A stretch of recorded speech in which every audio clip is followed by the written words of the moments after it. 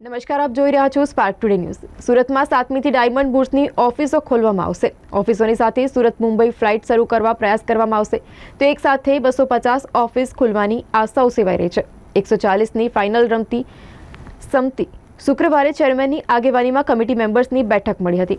કસ્ટમના અંતિમ ક્વેરીનું પણ નિરાકરણ આવી જશે। 700થી વધુ ઓફિસમાં ફર્નિચરનું કામ હાલમાં ચાલી રહ્યું છે। નમસ્કાર મિત્રો, ડાયમંડ ઉદ્યોગમાં બહુ સારા સમાચાર છે।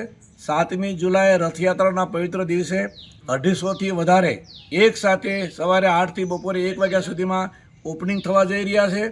તમામને એટલું ઉત્સાહનું વાતાવરણ છે। બાકીના સભ્યો જે ફર્નિચરો ચાલુ છે એ પણ પોતે ઝડપથી જેમ પૂર્ણ થાય એમ ઓફિસો પોતાની ઓપનિંગ કરતા જશે અને એમ લાગે છે કે મહિનાની અંદર જુલાઈ મહિનાની અંદર 400-500 ઓફિસ ચાલુ થઈ જાય અને દિવાળી આવતા 1000 ઓફિસ ચાલુ થઈ જાય એવું મારું ટાર્ગેટ છે।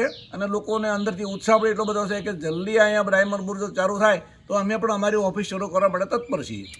બેઠક પણ થઈ હતી અને ઇન્ટરનેશનલ ફ્લાઇટને લઈને શું કહેશો?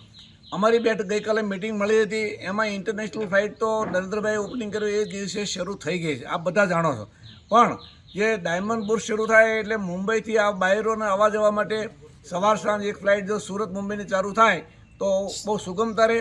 એના માટે અમારા સંપૂર્ણ પ્રયત્ન ચાલુ છે અને અમને આશા છે કે એક દિવસે ડાયમંડ બુર્સમાં આવવા જવા માટે ફ્લાઇટ શરૂ થઈ જશે। કેટલો ફાયદો થશે?